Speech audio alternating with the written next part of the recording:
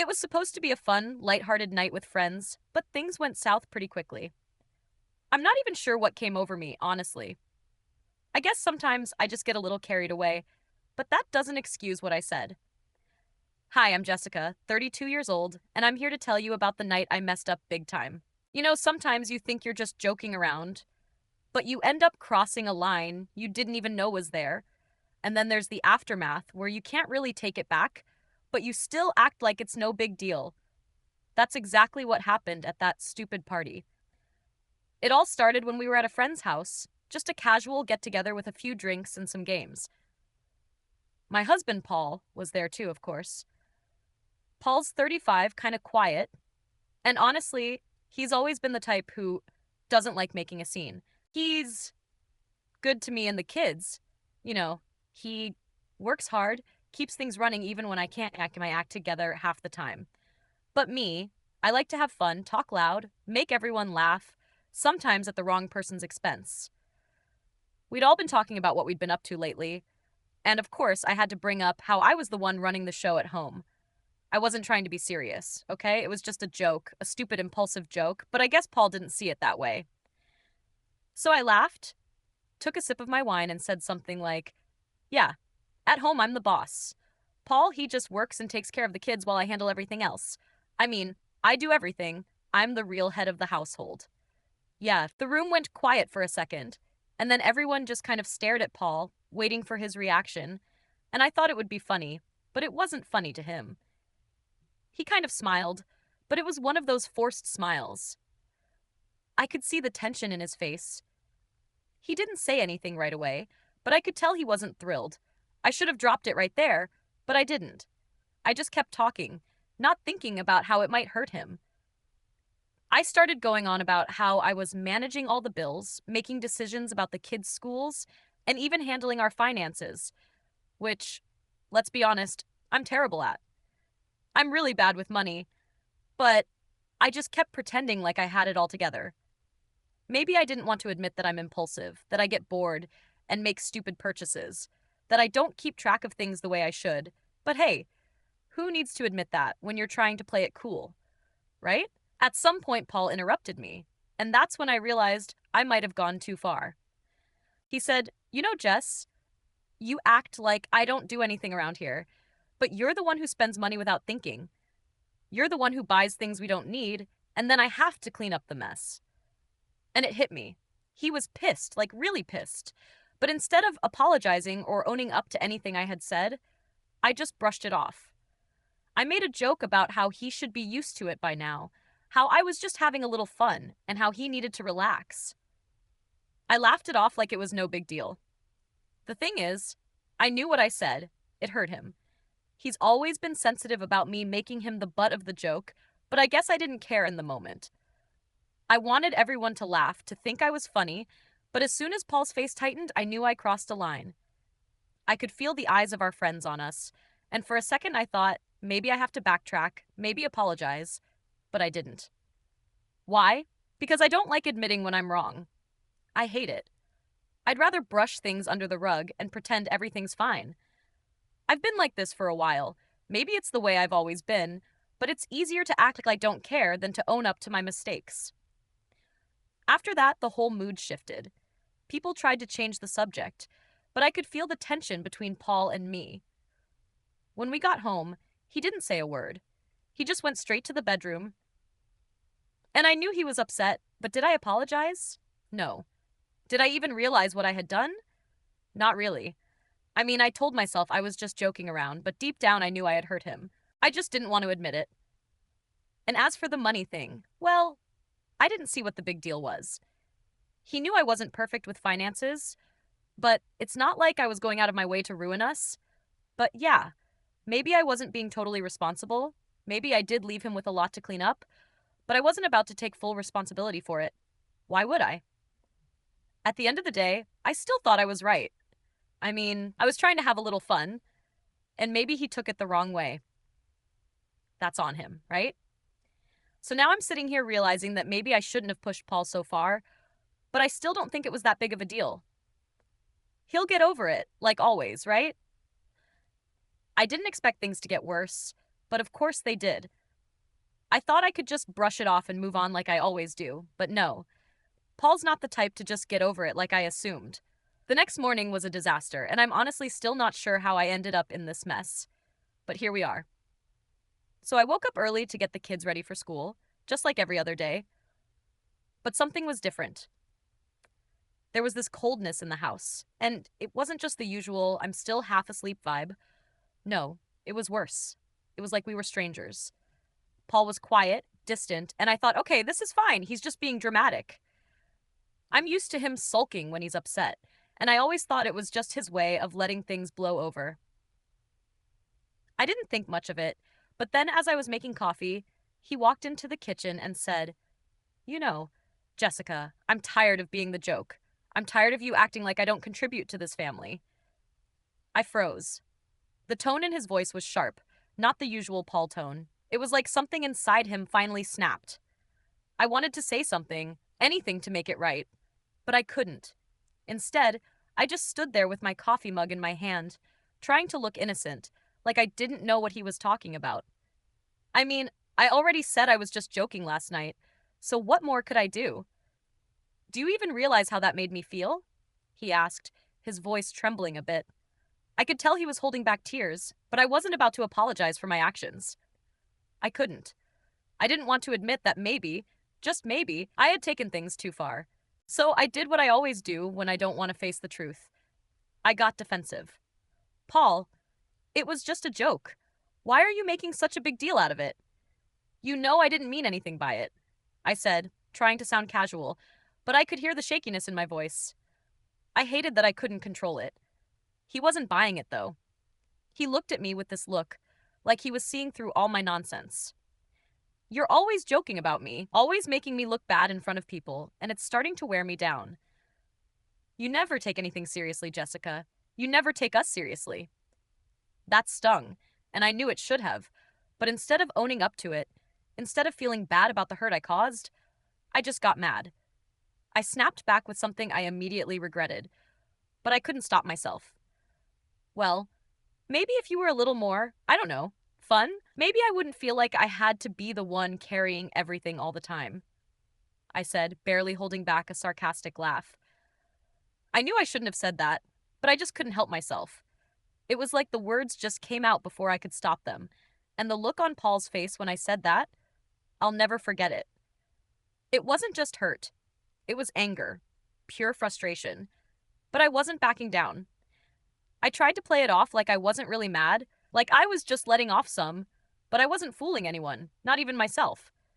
Deep down, I knew I was just deflecting because I didn't want to face how badly I messed up. I hated when things got too real, when I couldn't just brush it off and pretend everything was fine. So we spent the rest of the morning in silence. The kids, of course, had no idea what was going on. They were just excited for school, which I guess was a blessing in disguise, but I could feel the tension between Paul and me even when we weren't talking. And the worst part? I didn't care enough to fix it. I thought, well, he'll get over it. He always does. But I didn't realize how wrong I was until later that afternoon when I went to check on the bank account. Paul usually handles all the bills because, let's be honest, I'm not good with money. I can't keep track of it for the life of me. I always end up spending more than I should on stupid stuff. And it just piles up, but when I looked at the account, I saw a big problem. Paul had pulled all the savings out, like everything. I went into a full panic mode. What the hell was going on? Did he really just take everything? I called him immediately, my heart pounding in my chest, but he didn't pick up. He never picks up when things get tense like this.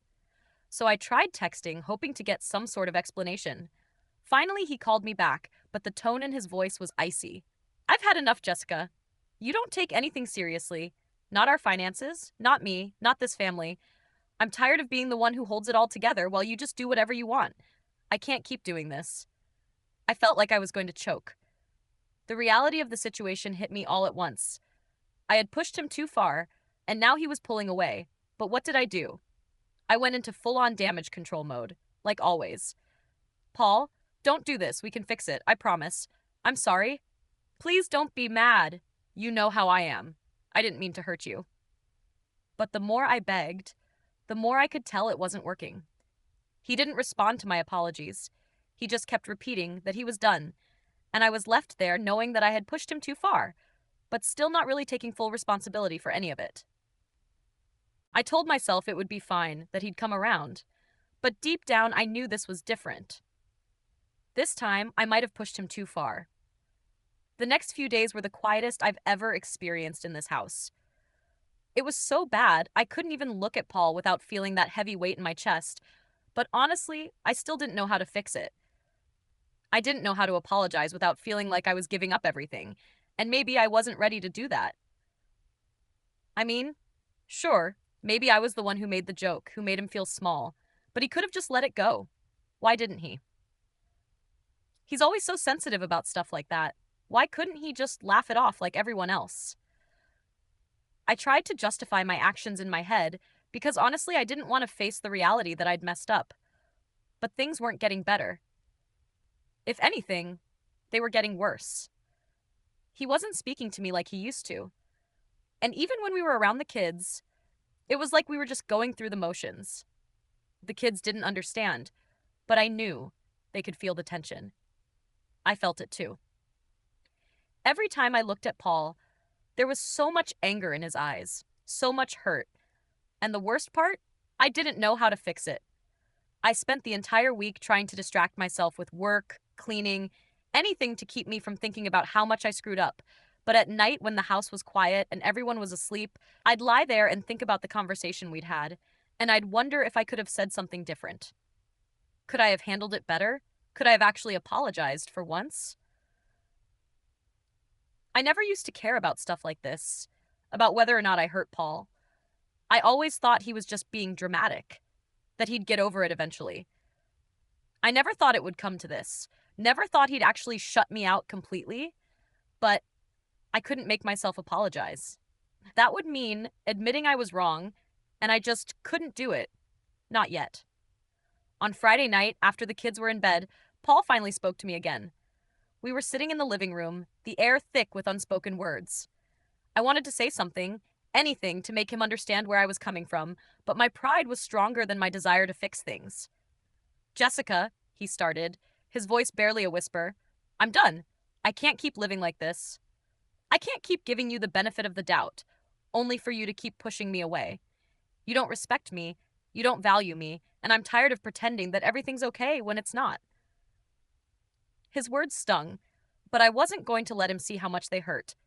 I couldn't. I had too much pride for that. So instead of apologizing, I said the only thing I could think of in the moment. Paul, I didn't mean for things to go this far, but I'm not just going to sit here and act like I'm the one who messed everything up. You're the one who took all the money out of the account. You're the one who's shutting me out.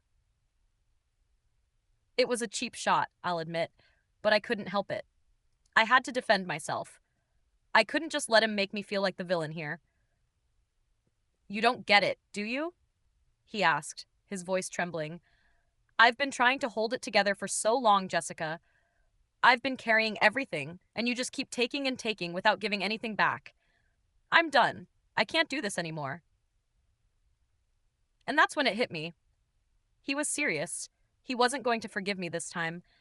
There would be no more pretending that everything was fine. I was losing him, and I didn't know how to stop it. The rest of the night was a blur. We didn't say much after that. There was nothing left to say. I just stayed in the living room while he retreated to the bedroom. It was like we were living separate lives in the same house, and I couldn't ignore it anymore. The next morning, Paul was gone. He didn't even wake me up before leaving. I got out of bed to find a note on the kitchen counter. I'm taking the kids to my mom's. I need space. We'll talk later. And that's when everything finally sank in. I had pushed him too far. I'd gone too far this time. I wasn't ready to face it, but I had no choice. I sat down on the couch, feeling like everything I'd worked for, everything I'd taken for granted was slipping through my fingers. But did I really take responsibility? Did I truly own up to my actions? No. I just sat there feeling sorry for myself, wondering how long it would take for Paul to come back and fix things. I couldn't help it. I wasn't ready to admit I'd messed up. I wasn't ready to face the fact that I might have lost my family, my home, everything I had, and that's when it hit me. I wasn't even thinking about fixing things for him. I was thinking about how it affected me.